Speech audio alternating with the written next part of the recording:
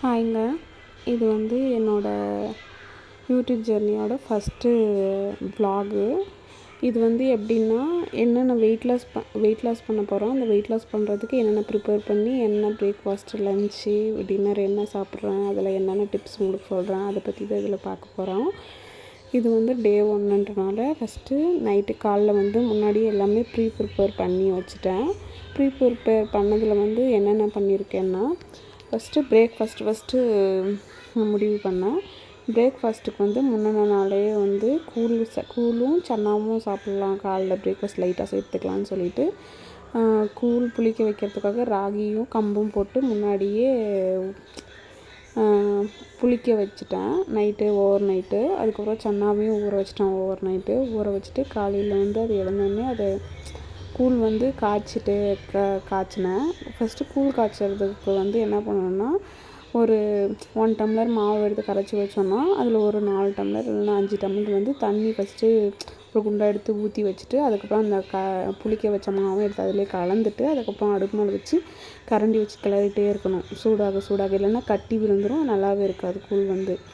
அதனால கூழ் பண்ணிவிட்டு அப்புறம் சன்னாவை விசில் போட்டு ஒரு 4 விசில் விட்டு எடுத்துகிட்டு நல்லா சன்னா வெந்துருச்சு, அதை தாளிச்சிட்டேன். இதை வந்து பிரேக்ஃபாஸ்ட்டாக சாப்பிட்டேன். அதுக்கு முன்னாடி என்ன பண்ணேன்னா, காலையில் 6:30க்கே எழுந்து சீரக தண்ணி வெறும் வயிற்றுல வார்மாக நைட்டு அதுவும் ஓவர் நைட்டாக சோக் பண்ணி வச்சுருந்தேன். அதை வந்து வார்மாக வந்து சூடு பண்ணி லைட்டாக குடிச்சிட்டு வாக் போனேன் ஒரு 1/2 மணி நேரம். அது வந்து வீடியோ எடுக்க முடியல, அது மிஸ் ஆகிடுச்சு. நாளைக்கு வந்து கரெக்டாக பண்ணியிருக்கேன், வந்து மன்னிச்சிக்கோங்க. அதுக்கப்புறமா கூழும் சன்னாவும் வேக வச்சேன் இல்லையா, வேக வச்சு அது பண்ணிகிட்டே இருந்துட்டு அப்புறம் கிளறிட்டே இருந்தோம்னா தண்ணி பதத்துலேருந்து கொஞ்சம் கெட்டியாக ஆரம்பிக்கும் கூழ். கெட்டியாக ஆரம்பித்த உடனே அது கெட்டியாகுதா எப்படி பதம் எப்படின்னு பார்த்து கம்பு போட்டிருக்கோம்ல, அதுவும் கம்பும் வெந்துடுச்சா ராகியும் வெந்துடுச்சான்னு பார்த்துட்டு அவ்வளோதான், இறக்கி வச்சிடலாம். இது அப்படியே ஒரு ஓரமாக இருக்கட்டும். கூழ் ரெடி ஆயிடுச்சு.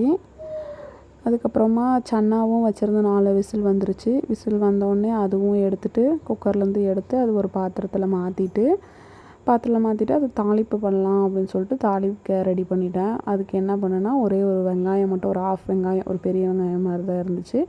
அதனால் ஒரு 1/2 வெங்காயம் எடுத்து நறுக்கி அதை வந்து தாளிப்பு கரண்டி வச்சு எண்ணெய், கடுகு, அப்புறமா பெரிய வெங்காயம் அதை கட் பண்ணோம் இல்லையா, அதை கொஞ்சம் போட்டு, அப்புறம் கருவேப்பிலை கொஞ்சம் போட்டு லைட்டாக உப்பு வந்து நான் வந்து கொண்டக்கடலையில் போடல. இதில் வந்து எண்ணெய் உப்பெல்லாம் கம்மியாக சேர்த்துக்கினா ரொம்ப ரொம்ப நல்லது, வெயிட் லாஸ்க்கு ரொம்ப ஹெல்ப் பண்ணும். அதனால் உப்பு லைட்டாக போட்டுக்கிட்டேன், எண்ணெயும் லைட்டாக தான் போட்டு அதுக்கப்புறமா அந்த சன்னாவை எடுத்து வச்சுருந்தேன் இல்லையா, அதில் வந்து தாளித்து கொட்டிட்டேன். வந்து மார்னிங் பிரேக்ஃபாஸ்ட் வந்து முடிஞ்சுது. ராகி கூழும் சன்னா மசாலாவும் தான் மார்னிங் பிரேக்ஃபாஸ்ட்டுக்கு வந்து. அதை வந்து நம்ம வந்து இப்போ சாப்பிட்றலாம். ஒரு வெயிட் லாஸ் பண்ணுறதுல வந்து முக்கியமான என்ன, டைமு கரெக்டாக சாப்பிட்றணும். ஒரு 8:30லேருந்து 9 o'clock மார்னிங் பிரேக்ஃபாஸ்ட் வந்து முடிச்சிடணும். எப்போவுமே கரெக்டாக சாப்பிட்றதுலேயும் தான் அது வெயிட் லாஸ் வந்து ஏறும். நான் வந்து ப்ராப்பராக வெயிட் லாஸ் பண்ணுறேனா அப்படின்னு கேட்டால் தெரியாது. பட் வந்து எனக்கு தெரிஞ்ச மாதிரி இதுக்கு முன்னாடி நான் வெயிட் லாஸ் பண்ணியிருக்கேன். அதனால் எனக்கு தெரிஞ்ச மாதிரி நான் இது பண்ணால் எனக்கு குறையுது, அதுதான் நான் போடுறேன். இது கட்டாயம் நீங்கள் ஃபாலோ பண்ணணும் இல்லை, எனக்கு ஒர்க் அவுட் ஆச்சு, உங்களுக்கும் ஒர்க் அவுட் ஆகுதுன்றதுக்கு அவசரம் தான் இது சொல்கிறது. பிரேக்ஃபாஸ்ட் முடிச்சுட்டு லஞ்சுக்கு வந்து சிக்கன் சாப்பிட்டு ரொம்ப நாள் ஆன மாதிரி இருந்துச்சு. அதனால் லஞ்சுக்கு வந்து இன்றைக்கி வந்து சிக்கன் குழம்பு தான் வைக்கலான்னு அது ஒரு டிஃப்ரெண்ட்டான டைப்பில் இன்றைக்கி வந்து ரெடி பண்ணியிருந்தேன். அதாவது இஞ்சி, பூண்டு, வெங்காயம் இது 3 சேர்த்து கிரைண்ட் பண்ணிவிட்டு அதை தனியாக எடுத்து வச்சுக்கிட்டேன். அப்புறமா தக்காளி தனியாக கிரைண்ட் பண்ணி அதுவும் தனியாக எடுத்து வச்சுக்கிட்டேன். இது மாதிரி நான் இது வரைக்கும் செஞ்சதில்லை. நம்ம நார்மலாக செய்வோம்ல, இஞ்சி பூண்டு பேஸ்ட் தனியாக போட்டு வெங்காயம் தக்காளி போட்டு வதக்கி அது மாதிரி வச்சுருக்கேன். அப்புறமா கூட்டாட்டி அந்த மாதிரியும் வச்சுருக்கேன். எல்லாமே போட்டு வெங்காயம் தக்காளிலாம் போட்டு வதக்கி கூட்டாட்டி வைப்போம்ல, அந்த மாதிரி பண்ணியிருக்கேன். இந்த மாதிரி நான் இது வரைக்கும் பண்ணலை. அதனால் இன்றைக்கி ட்ரை பண்ணி பார்ப்போமே அப்படின்னு சொல்லிவிட்டு இந்த மாதிரி ட்ரை பண்ணேன். மதியம் காலைல லைட்டாக பிரேக்ஃபாஸ்ட் முடித்தனால மதியம் கொஞ்சம் ஆசையாக இருந்துச்சு. ஃபஸ்ட்டு வெயிட் லாஸ் இருக்கும்ல, அது நிறைய க்ரேவிங் ஆகும், கண்டிப்பாக க்ரேவிங் ஆகும். அதனால் இன்றைக்கி சிக்கன் குழம்பு செய்யலான்னு அதுதான் இன்றைக்கி பண்ண மதியம். அது ரெசிபி மாதிரியும் போட்டிருக்கேன், பாருங்கள். முடிஞ்சால் ட்ரை பண்ணுங்கள் நீங்களும். எனக்கு நல்லா தான் இருந்துச்சு டேஸ்ட்டாக, நீங்களும் ட்ரை பண்ணி பாருங்கள். ஃபஸ்ட்டு எண்ணெய் ஊற்றிட்டு அப்புறமா இஞ்சி பூண்டு பேஸ்ட்டு, அந்த இஞ்சி பூண்டு பேஸ்ட்டு, வெங்காயம் அரைச்சோம்ல அது 3ம் வந்து நல்லா எண்ணெயிலே வதக்கிட்டே இருங்க. அது கொஞ்சம் பச்சை ஸ்மெல் போகணும், இல்லைன்னா குழம்பு வந்து பச்சை வாசனை அடிக்கிற மாதிரியே இருக்கும் குழம்பு. அது நல்லா வணங்கினா தான் குழம்பு நல்லா டேஸ்ட் கொடுக்கும். அது கூடயே கருவேப்பிலை கொஞ்சம் போட்டுட்டு அதுக்கப்புறமா அந்த தக்காளியும் கிரைண்ட் பண்ணோம்ல அந்த தக்காளியும் எடுத்து போட்டுட்டு அதுவும் வதக்குங்க. வதக்கிட்ட அப்புறம் அதிலே கொஞ்சம் லைட்டாக உப்பு மஞ்சள்தூள் போட்டால் எதுக்கு உப்பு மஞ்சள்தூள் ஃபஸ்ட்டு போட்டாலும் சீக்கிரம் வெந்துடும், அந்த பச்சை ஸ்மெல்லும் சீக்கிரமாக போகிற மாதிரி இருக்கும். அதனால் நான் உப்பு மஞ்சள்தூள் எல்லாத்துக்குமே ஃபஸ்ட்டே போட்டுருவேன். ஏன்னா அது கொஞ்சம் டக்குன்னு வேகிற மாதிரி இருக்கும், அந்த பச்சை ஸ்மெல் எது இருந்தாலும் டக்குன்னு போயிடும். தக்காளி சட்னி வைக்கிறது அந்த தக்காளியும் சீக்கிரம் வதக்கணுன்னாலும் உப்பும் மஞ்சள்தூள் போட்டால் கொஞ்சம் டக்குன்னு வேகிற மாதிரி இருக்கும். இதுலேயே மசாலா எல்லாமே போட்டுட்டேன் நான். 1.5 கிலோ சிக்கனுக்கு மசாலா எல்லாமே ஒன்றா இதிலே போட்டுட்டேன். சிக்கன் மசாலா, கறி மசாலா, தனியாத்தூள், மிளகாத்தூள், கொத்தமல்லி தூள் இது எல்லாமே ஒன்றாவே போட்டுட்டு கிளறிட்டு லைட்டாக தண்ணி ஊற்றி விட்டுட்டேன். எண்ணெயிலே நல்லா வணங்கிட்டு அந்த பச்சை ஸ்மெல் வர வரைக்கும் போட்டு விட்டுட்டேன்.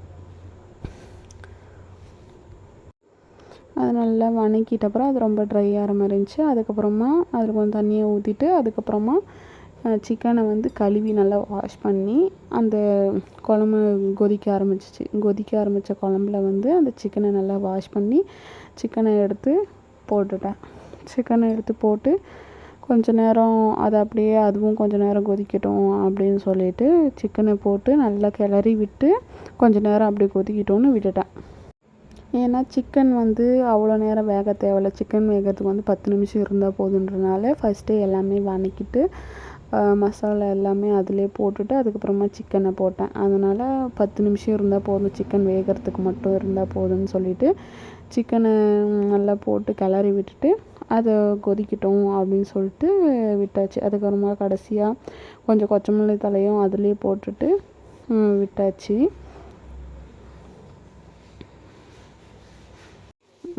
இந்த வெயிட் லாஸ் வந்து முட்டை எடுத்துக்கிறது வந்து ரொம்ப நல்லது. ஏன்னா நம்மளுக்கு ப்ரோட்டீன் தேவை. அதனால் காலையில் வந்து முட்டை எடுத்துக்க முடியல, ப்ரோட்டீன் பதிலாக சன்னா எடுத்துக்கிட்டேன் இல்லையா, மதியம் வந்து சரி முட்டை எடுத்துக்கலான்னு சொல்லிவிட்டு முட்டை சைடில் வேக வச்சுட்டேன்.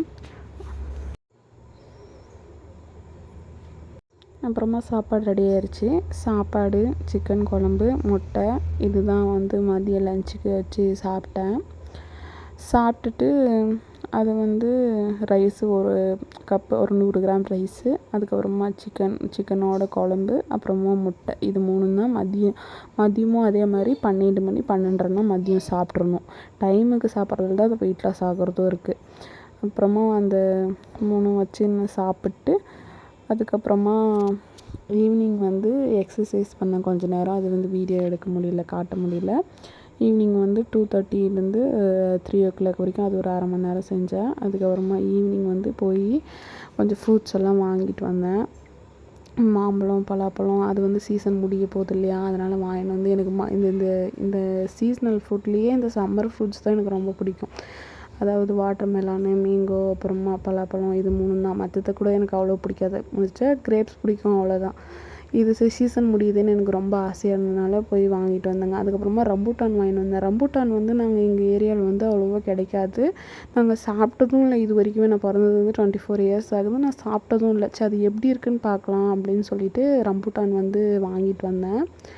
அது வந்து எல்லாம் ஃப்ரூட் பாஸ்கெட்டில் எடுத்து வச்சுட்டு அது வந்து பலாப்பழம் வந்து ரொம்ப ஸ்வீட்டாக இருந்தது. சின்னதாக நல்லா கலராக முத்தாக இருந்தது. பார்த்த உடனே சாப்பிடணும் போல் இருந்தது. அப்புறமா சரி இதில் மதியம்தான் நம்ம ரொம்ப வெயிட்டாக சாப்பிட்டோம்ல, சிக்கன் குழம்பு, முட்டை இதெல்லாம், ரைஸு எல்லாம் சாப்பிட்டனால சரி டின்னருக்கு வந்து ஃப்ரூட்ஸோடு முடிச்சுக்கலாம் அப்படின்னு சொல்லிட்டு இது 3 தான் வச்சு சாப்பிட்டேன். ரம்பூட்டானும், மேங்கோ, அப்புறமா பலாப்பழம், இது 3 தான் வச்சு சாப்பிட்டேன். வெயிட் லாஸில் வந்து என்னென்னா மெயினாக கரெக்ட் டைமுக்கு சாப்பிடணும். அதே மாதிரி எந்த அளவு சாப்பிட்றோம், கிரேவிங் கண்டிப்பாக ரொம்ப எடுக்கும். ஏன்னா இத்தனை நாள் நல்லா நமக்கு பிடிச்ச மாதிரி நிறைய வாய்க்கு ருசியாக சாப்பிட்ருப்போம். அதனால் நம்மளுக்கு வந்து அந்த கிரேவிங் வந்து நம்மளுக்கு விடாது. அதனால நம்ம கொஞ்சம் கொஞ்சமாக தான் குறைக்கும். ஒரு 1 வீக் ஸ்டார்டிங்கில் கஷ்டமாக இருக்கும். அந்த 1 வீக் பழகிட்டிங்களா வச்சுக்கோங்களேன், உங்களுக்கே வந்து ஆசையாக இருக்கும். வெயிட்டு குறைய ஒரு 1 வீக் 3 days வந்து குறையாத மாதிரி இருக்கும். அதுக்கப்புறமா வெயிட் குறைய உங்களுக்கே ஆசையாக இருக்கும். சரி இன்னும் கொஞ்சம் பண்ணலாம் கொஞ்சம் இது இப்போ கஷ்டப்பட்டால் கொஞ்சம் நல்ல பலன் கிடைக்கும் அப்படின்னு சொல்லிட்டு ரம்பூட்டான் வந்து எப்படி இருக்குன்னா ஒரு ஆவரேஜ் நுங்கு எப்படி இருக்குமோ அந்த மாதிரி டேஸ்ட்டில் தான் இருக்குது ரம்பூட்டான். பெரிய டிஃப்ரென்ஸ் அவ்வளோ ஒன்றும் இல்லை.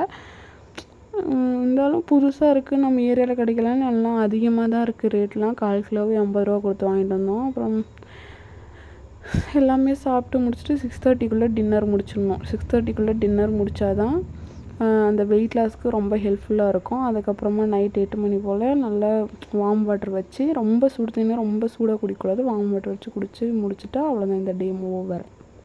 சரிங்க, நாளைக்கு பார்க்கலாம். பாய்ங்க.